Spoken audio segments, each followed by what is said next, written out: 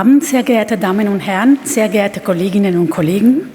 Ich darf Sie heute Abend zum letzten Vortrag vor der Sommerpause in der Reihe Donnerstagabend im Museum willkommen heißen.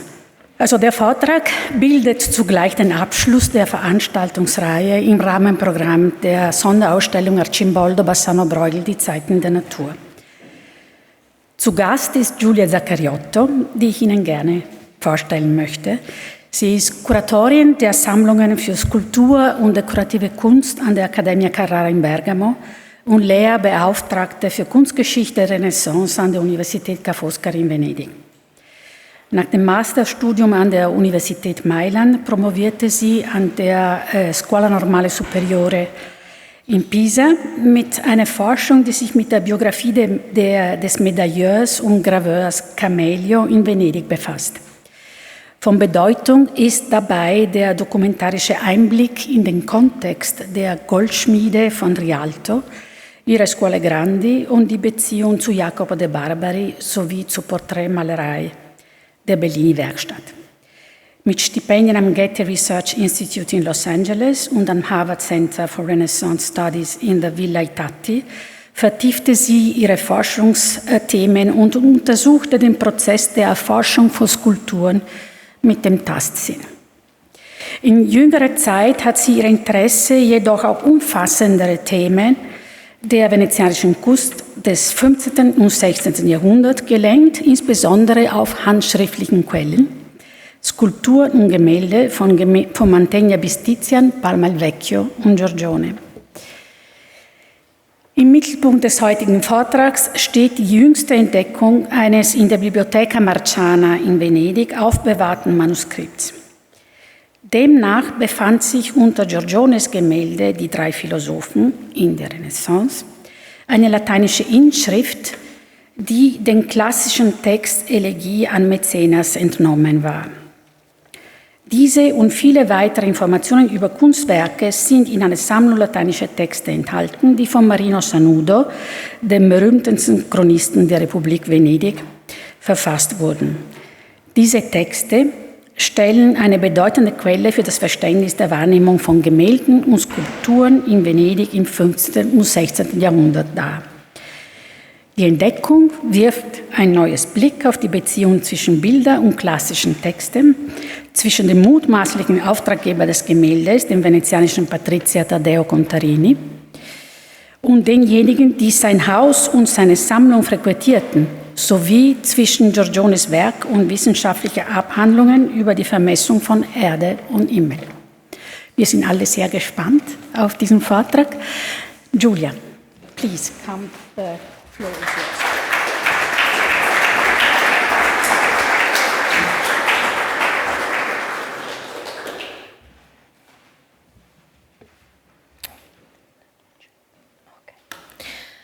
So, first I would like to thank Francesca and of course the museum for inviting me to hold this lecture. This conference provide an opportunity to discuss a recent discovery of mine, a documentary discovery closely related to a very famous work in your museum, Giorgione's Three Philosophers, a painting that was included in the wonderful exhibition curated by Francesca Del Torre, which concluded just a few days ago, leaving behind an important catalogue particularly valuable for the works preserved in Vienna's Kunsthistorisches Museum. Thus, Giorgione, Three Philosophers, a painting that, over the years, or perhaps I should say centuries, has inspired numerous pages written primarily regarding its iconographic interpretation. Are they philosophers? Are they the three magi? Do they represent the three religions? My discovery does not provide a definitive answer to this question. Yes, yet through a document, it contributes a significant piece to the puzzle connecting Giorgione, the painting, and the patron. Let us now take a step back. In 2018, I was completing the writing of my PhD dissertation, which I defended at the Scuola Normale in Pisa. My research focused on a Venetian medalist who had worked for the Doges and alongside the painters Giovanni and Gentile Bellini.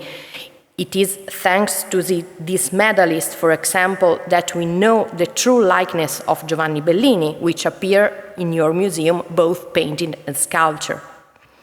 Therefore, I was tracing a medal and working in the rare books and manuscript room of the Biblioteca Marciana in Venice, consulting a manuscript containing the transcription of the Latin words that run around the medal portrait of a Venetian patrician named Antonio Vinciguerra, the one on the right.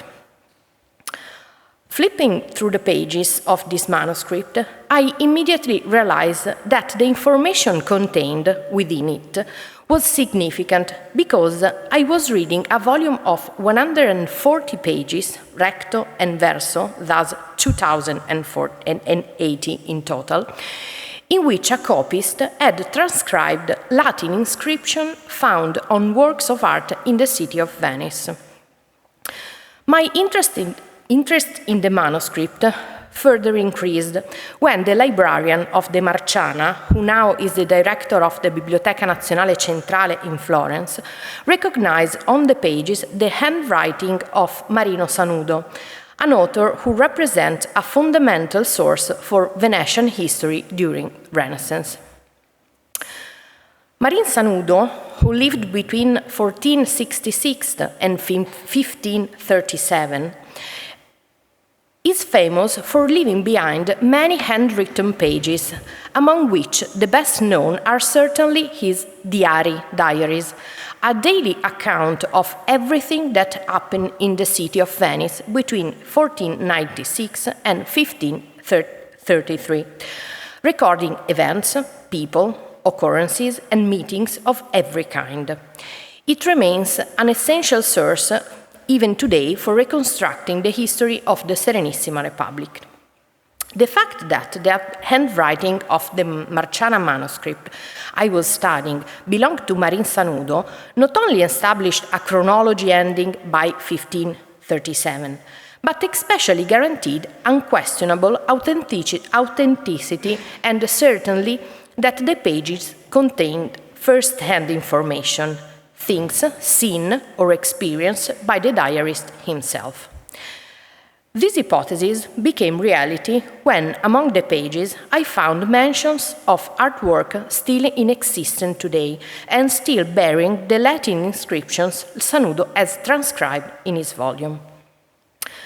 Among these, for instance, is Giovanni Bellini's San Giobbe altarpiece, which Sanudo described as the altar of the Blessed Virgin, because the central part features precisely the Madonna.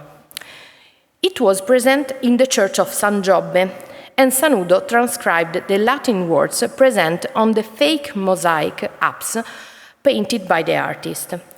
Today, the altarpiece is preserved in the Galleria dell'Accademia in Venice.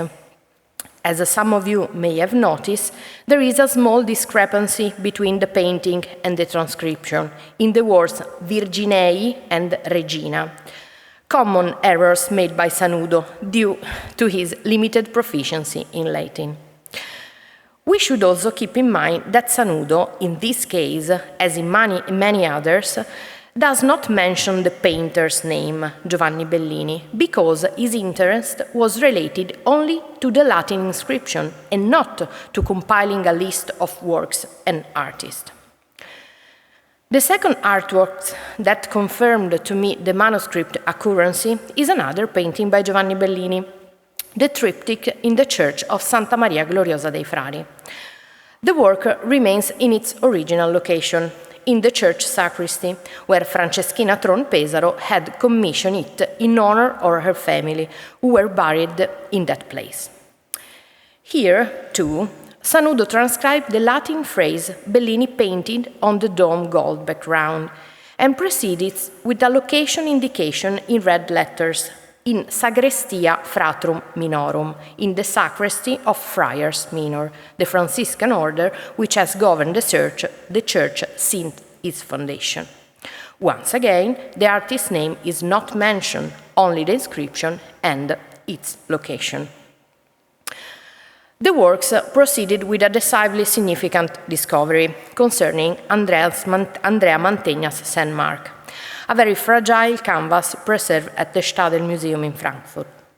St. Mark is one of the earliest known works by the Paduan painter, dated by critics around 1447-48, due to its precocious style and because the theme of the sacred figure leaning on a window under an arch had great success among painters close to him in Padua and in Venice in the immediately following years.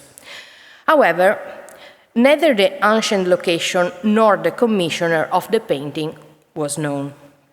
From Sanudo manuscript in question, we can deduce much from the few Latin words the diarist transcribes. First of all, Sanudo transcribes the full text found on the fake scroll painted by the artist on the marble windowsill. Words we cannot fully read because partially lost due to the canvas deterioration, as you can see above on the right.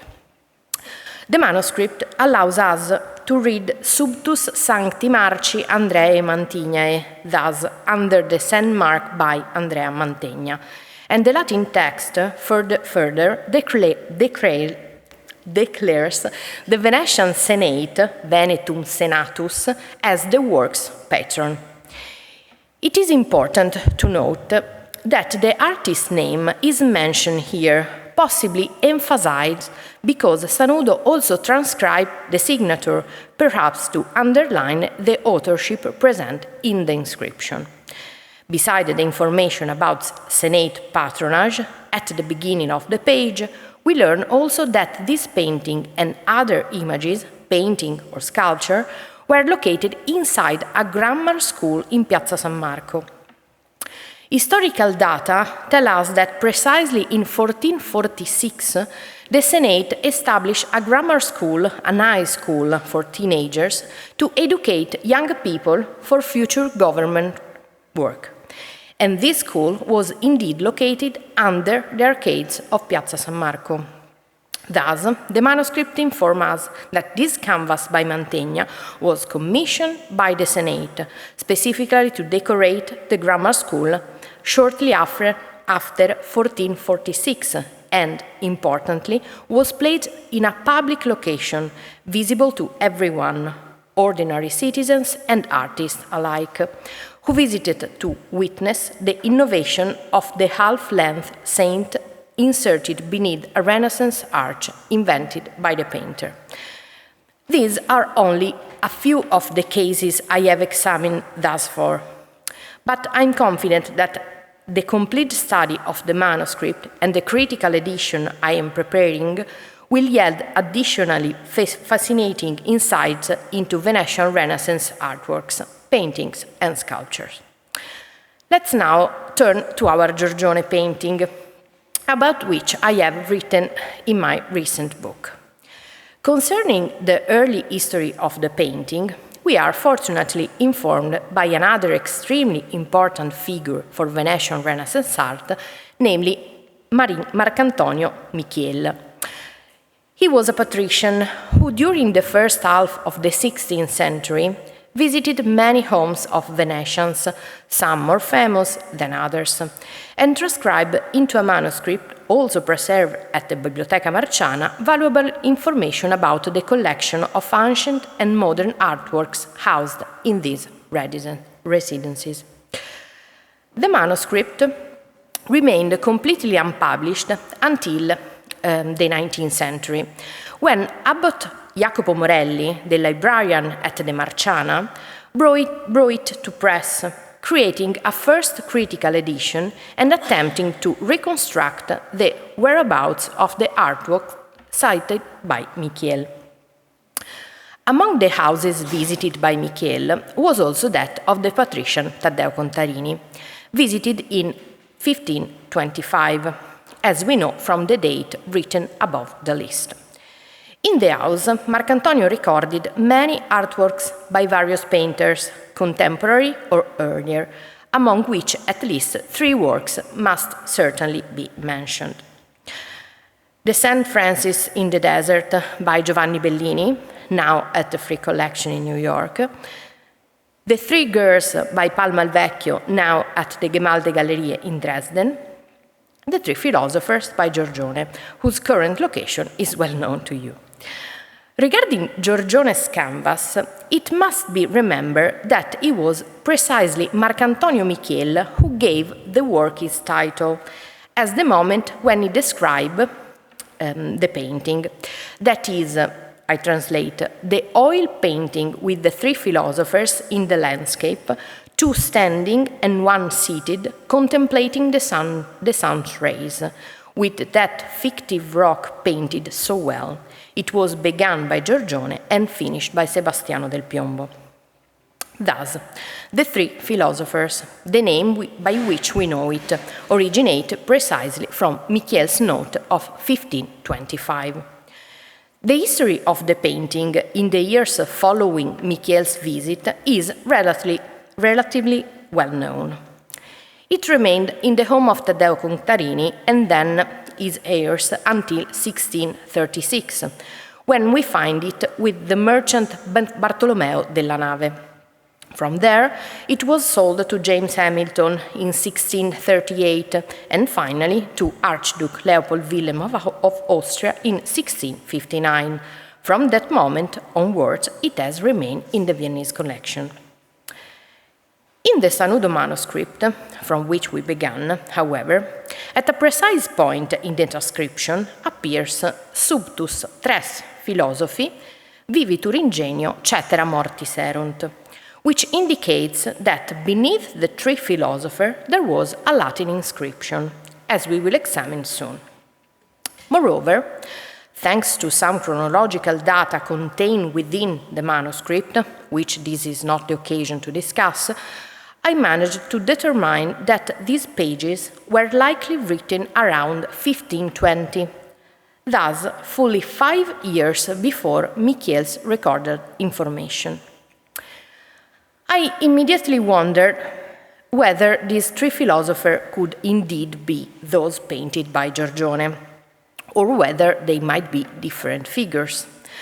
Conducting iconographic research among surviving artworks, I was able to exclude various of the group of three men, older or younger, because some were placed at that time in clearly defined location, which Sanudo would have indicated, such as the Magi by Giovanni Francesco Caroto from 1501, then located in the Church of San Cosimo in Verona, or had very precise iconographic connotation, such as the group of the three astronomers in the pages of the Ortopasca, an astrological treatise of 1508 by Pellegrino Prisciani, now also preserved at the Marciana in Venice, or other hypotheses considered and discarded for various reasons.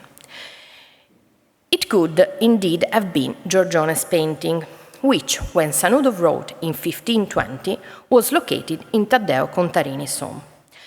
This house was effectively a place open to the public.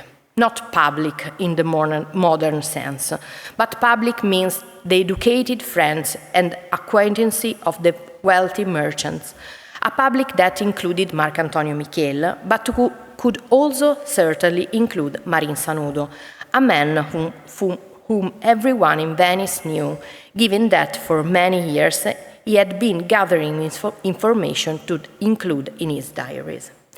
But where was this house located? A little more than 2 years ago, the beautiful painting went on exhibition across the ocean at the Frick Collection in New York, then temporarily relocated from its historical home, which was undergoing renovation, to Marcel Breuer's Brutalist building on Madison Avenue.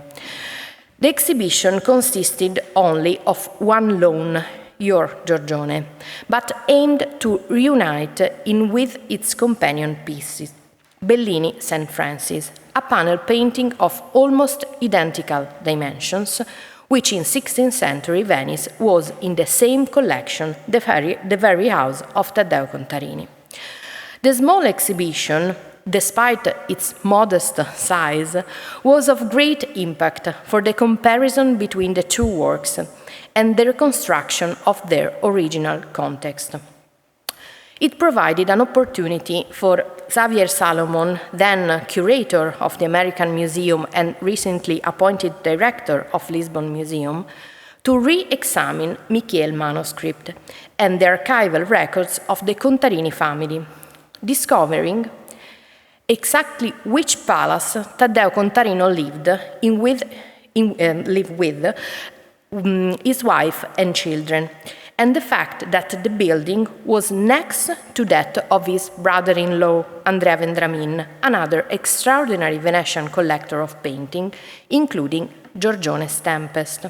Thus, a kind of double-house museum, two residences full of artworks known and visited by Venice's most important figures.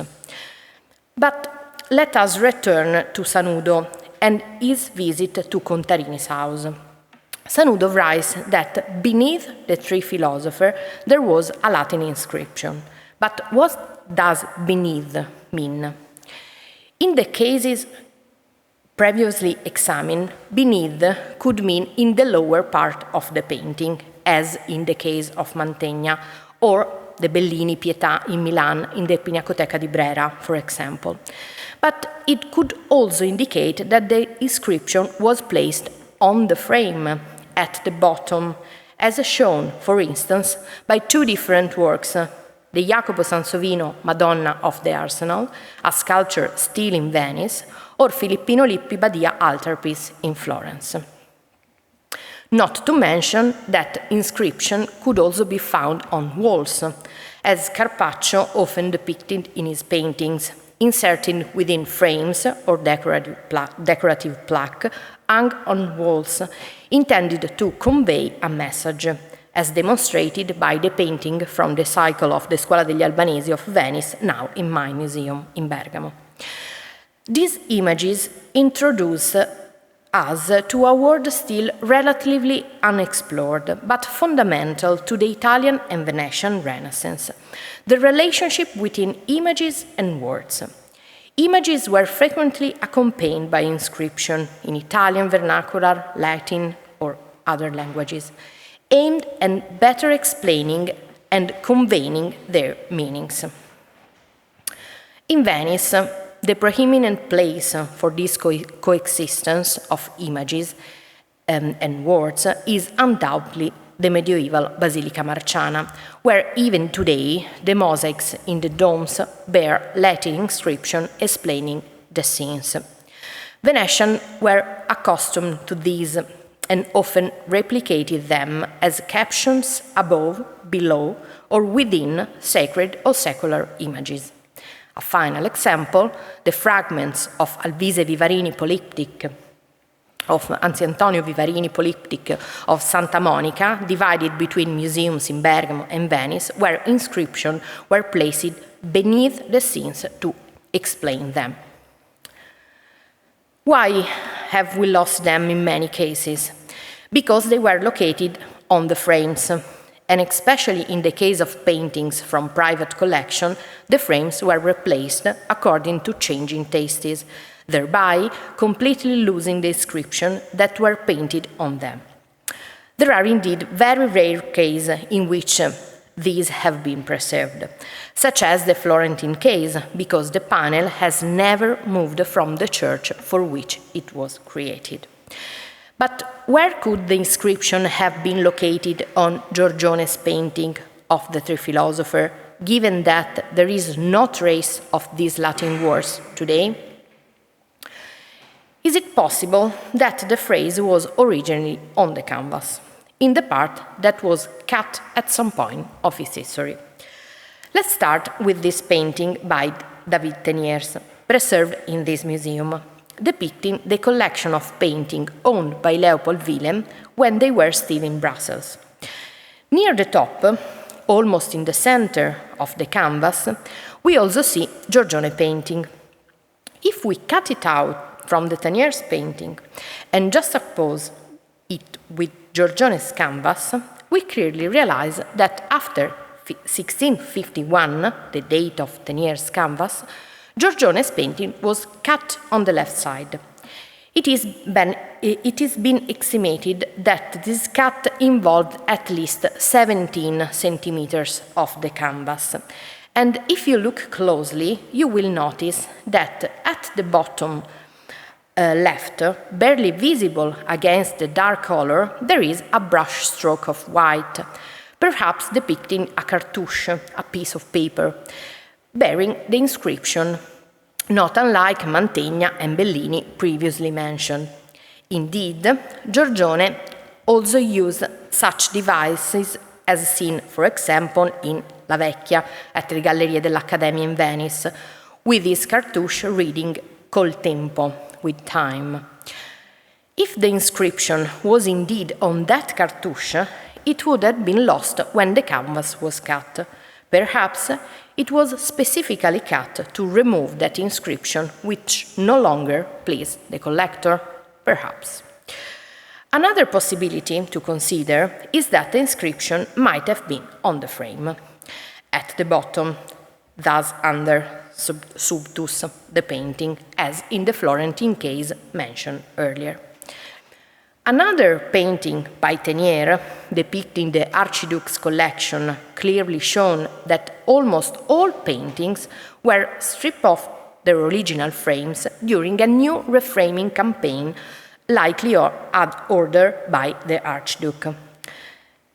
The new frames, featuring the names of the artists who created the canvases or panels they contained, replaced the original frames. Instead of using labels, as we do today, frames were made displaying the artist's names. It is likely that the frame with the inscription desired by Taddeo Contarini was too closely tied to the preferences of the previous owner, so the new owner, Leopold, had it removed, thus giving the artwork a new life and erasing its previous history. Whether on the canvas or on the frame, the Latin inscription served as a caption for the painting. But what did it mean? The Latin phrase was vivitur ingenio cetera mortis erunt, which can be translated as one lives by intelligence, everything else belongs to the death. It clearly alludes to knowledge and intellect as the only way to live properly. The Latin inscription was not an invention of the painter or the patron, but originates from a very specific ancient Latin text. It is indeed a verse found within the Elegy to Maecenas, an ancient Latin text associated with the figure of Gaius Clinius Mecenate, Maecenas, of course, an extraordinary figure of ancient Rome who died in 8 before Christ, famously known for creating magnificent gardens on the Esquiline Hill, also known as Horti Mecenatis. These gardens contain sculptures, plants, and were spaces where the artists and poets produced their works, freely funded by Maecenas himself. It is not by chance that the Italian word mecenate, patron, derives from the name of this ancient Roman figure. During the Renaissance, specifically from the late 15th century, Venetian print shops began producing books extensively, creating an industry that brought wealth, prestige, and culture to the city for centuries. Among these editions, works by Publius Vergilius Maro, better known as Virgil, a Latin author who lived in the 1st century before Christ, and left us celebrated texts like the Bucolics, the Georgics, and the Aeneid were printed. These 15th and 16th century volumes containing the complete works by Virgil, also including the Elegy to Maecenas, even though Renaissance scholars of ancient sources already knew it was not written by Virgil, as he had died about 10 years before Maecenas. The elegy is in fact an extraordinary funeral elegy. Indeed, the printed edition of this elegy in the volumes of the 15th and 6th century were preceded by a reader's note stating the text is probably not by Virgil, but it was nevertheless included in these collections as if it were a product of the school of the great Latin writer. Thus, the Latin text had a prestigious provenance, and Renaissance scholars associated it with one of antiquity's most famous authors. The meaning of the verse is clear and alludes to knowledge and intelligence. But where do we find its position in the original ancient text? The verse concludes a block of Latin distichs describing the gardens of Maecenas, which, if imagined next to Giorgione's painting, seems indeed to describe the painting as a garden of culture and erudition. I propose to you a translation which I hope is fairly accurate. The best thing was to triumph without wishing it and abstaining from two grand things. He, Maecenas, the subject, preferred the shade of oaks and the singing nymphs and a few acres of fruit-rich land. Letting the Muses and Phoebus dwell in pleasant gardens, he settled himself loquaciously among lively birds. But Homer's volumes triumph in the sense of enduring into the future, remaining in memory, over marble monuments. Once lived by the intelligence, everything else will belong to death. Maecenas' garden, therefore, is like Contarini's garden painted by Giorgione, a garden of culture where plants, ivy and figs, for instance, share spaces with culture, erudition and science. Merely reading this Virgilian text while observing the painting is sufficient to understand how the patron intended to connect the two works, literary and pictorial, and how this device of inscribing artworks served not for a broad audience to understand the paintings, but rather for the cultured friends whom Taddeo Contarini would accompany before the artworks, enabling them to recognize the inscription and discuss it with him. Indeed, it is precisely from these cultured discussions that paintings like this took the name of conversation pieces, as their purpose was precisely to stimulate discussion in front of them. Before continuing our discussion on the three philosophers, I would like to present another discovery I made and published in my book on the Contarini collection. Again, thanks to Marcantonio Michiel, we know that in 1525, in Taddeo Contarini's house in Canareggio, there was a painting by Palma il Vecchio, Palma Bergamasco, described as the painting with the three women portrayed down to the waist. This painting is now housed in Dresden Gemäldegallerie. Like Giorgione's painting, this one also lacked a clear and certain iconographic interpretation. And ever since entering the German Museum at the end of the 18th century, it took on various titles, such as Three Graces, Three Daughters of the Painter, Three Virgins, Three Nude Women, and ultimately Three Sisters. This shows how far scholars were from understanding the painting. In Sanudo manuscript, an inscription appears that can be linked to Palma's painting and seems to genuinely explain its iconography. The translation of that inscription could be: beneath the Fates, Lachesis, Cloto, and Atropos, the sister cut the threads and cords of the celibate man, and his chastity does not last on this fragile ground. The celibate man might be healthier and enjoy longer-lasting health, but eventually all things succumb to death. The Renaissance depiction of the Fates, the sister of the destiny, often portrayed them as young women, not as older women as became common from the mid-16th century onward, especially in the 17th century. Thus, those depicted here would indeed be the sister of destiny, Lachesis, Cloto, and Atropos, represented, however, in a specific sense, not merely as the mistress of fate, but as figures who challenge chastity through their beauty and nudity.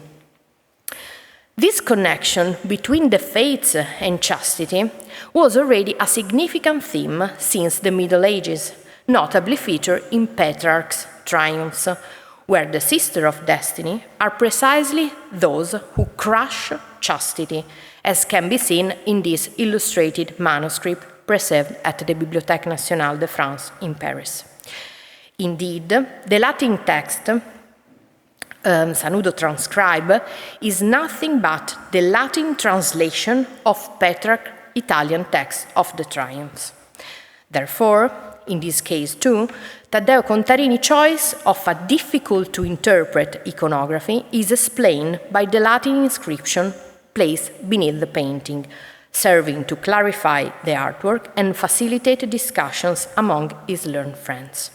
One wonders if anyone recognized that the verses derive from Petrarch. But let us return to the philosopher and Giorgione. What became of that inscription drawn from the Pseudo-Virgilian text? Did anyone else use this after Contarini as a caption for another work of art? This investigation has yielded through fascinating results. The first to reuse the text fragment honoring Maecenas was Albrecht Dürer. In this magnificent portrait of the scholarly jurist Willibald Pirkheimer from 1524, that excerpt from the Latin text is the only phrase characterizing the sitter, in addition to his name, the year, and his age. Pirkheimer had been an extraordinary patron, including for Dürer himself, as the letters exchanged between them enable us to reconstruct the Italian journeys of the German painter and engraver. Between 1505 and 1507, Dürer was in Venice, experiencing years abundant with artistic and cultural stimuli. If we accept the earliest dating of Giorgione's painting, that it was begun at least by 1505, it is plausible that Dürer, a close friend of Bellini and many other Venetian artists, might have been aware of Giorgione and Contarini's project to accompany the painting with the Latin text fragment. But which aspect of Pirkheimer's intelligence was celebrated in the 1524 engraving? He was deeply passionate about books, particularly ancient ones. Indeed, he and his father had an extraordinary library. In that very year, he was translating from classical Greek into Latin for publication in the following year, Ptolemy Geography, a fundamental text for understanding and measuring the physical world. One cannot deny that the connection with the scientific realm and the instrument held by the three men painted by Giorgione, albeit subtly, start to resonate and become a significant theme for those recalling the painting and the inscription. Just as for Dürer, Vesalius and von Kalkar might also have known Giorgione's painting. What you see on the slide, leaning against an ancient plinth bearing our inscription, is a human skeleton long defined as the philosopher. This page appears in De Humani Corporis Fabrica, the first published treatise on human anatomy, written by Andreas Vesalius, Andreas van Vesel, a Flemish physician who spent considerable time in the Serenissima Republic teaching at the university in Padua. The Fabrica, the result of years of works, was published in 1543 and richly illustrated with plates by Johannes Stefan van Kalkar, a German engraver who studied in Venice in Titian's workshop. One wonders whether the two, physician and engraver, upon viewing the painting in Contarini's house during their Venetian years, might have thought that a Latin inscription linking science and death would perfectly suit their skeleton philosopher, featured prominently in the first printed anatomical treatise.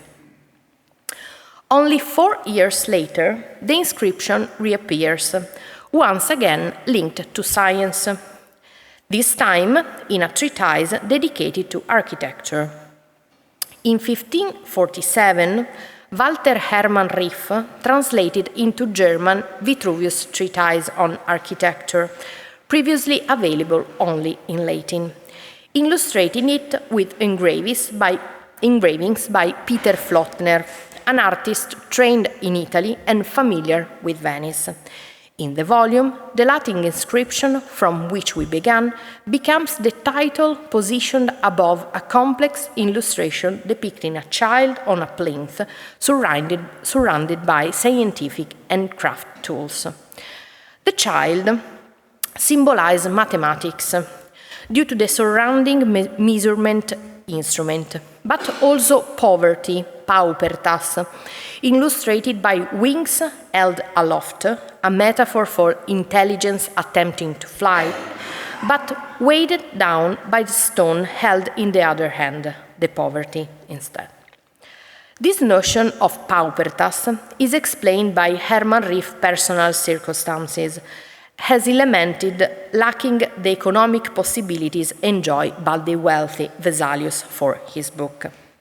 However, the combination of the Latin text and scientific measurement tools might trace back to Giorgione's painting, still in Contarini's house at that time, and likely known to foreign artists and scholars visiting the city.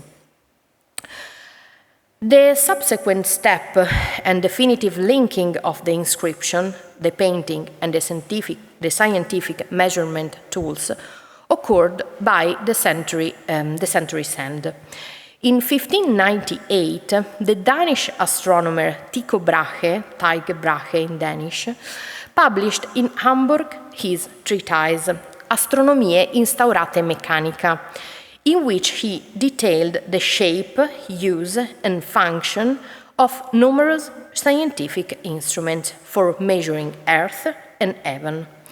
In the first explanation, that of the quadrans minor, Brahe incorporates the Latin inscription from Elegy to Maecenas, changing the text to the first personal plural, vivimus, we live, instead of vivitur, once lives, thereby making the text even more personal. But how could a phrase originally describing Maecenas' garden become, within less than a century, the explanatory caption in a treatise of scientific measurement instrument? Precisely thanks to Giorgione's painting and the fact that after Taddeo Contarini's death, who could no longer explain to his guest that it was the concluding verse describing a garden of delights, observers come to see it as inseparably linked to the wise man depicted holding scientific instruments. Did the Danish astronomer know the painting? Certainly he did. In 1575, Brahe embarked on a European journey, and his final stop was Venice, where, as we know from his letters, he visited patrician houses and engaged in lengthy discussion with them on elevated philosophical topics. These are his own words. Finally, precisely from Brahe's text, and a very small detail depicted in the illustration of the quadrans minor, Gabriel Rollenhagen transformed the Latin text into the motto of an emblem. In this emblem, death, the skeleton, and intelligence, the philosopher, appear beside the tree of knowledge. The philosopher neither writes nor reads. He holds an armillary sphere used to calculate and demonstrate celestial movements, precisely what Giorgione's three philosophers were doing, two of whom are shown holding instruments for scientific calculation. As you have understood from my explanation, the discovery of the Latin inscription does not definitively resolve the painting's iconography. They were indeed philosophers, as Sanudo writes, but they could also very well have been the Magi, as Salvatore Settis still maintains. After all, in their less religious and more scholarly interpretation, the Magi were three men of science who, to follow the comet and reach Christ, must have calculated his path in the sky. Certainly, the discovery of this inscription helped us to understand the broad cultural significance of painting like this one, or like Palma al Vecchio's painting of the Fates, deeply rooted in a rich culture and of ancient text disseminated through printing and profoundly experienced by educated Renaissance men. Ultimately, what we have done this evening, transforming Giorgione's painting once again into a conversation piece, is exactly what the painter and his patron, Taddeo Contarini, intended, to prompt discussion about themselves, their choices, and their learned and literary sources. Thank you for your attention.